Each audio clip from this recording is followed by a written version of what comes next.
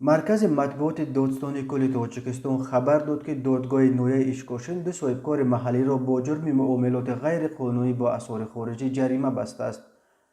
Амирбеков Набий Сафарович, истиқоматкунандаи ноҳияи Ишкошим, 2 сентябри соли 2020 дар мағозаи хусусияш воқеъ дар деҳаи Зумудки ноҳия тахминан соати 12:15 молу маҳсулоти дар мағозааш гузошташударо ғайриқонунӣ бо асъори хориҷӣ ба фурӯш гузоштааст, ки ин ҳолат ҳангоми гузарондани санҷиш аз ҷониби кормандони прокуратураи ноҳия ҳангоми хариду фурӯш бо асъори хориҷӣ ошкор карда шуд. Прокуратураи ноҳияи Ишкошим нисбат ба Амирбеков Набий Сафарович бо моддаи 541 Қонунгузории Ҷумҳурии Тоҷикистон парвандаи ҳуқуқвайронкунии маъмурӣ оғоз намуда, барои моҳиятан баррасӣ намудан ба суди ноҳияи Ишкошим ирсол намуд.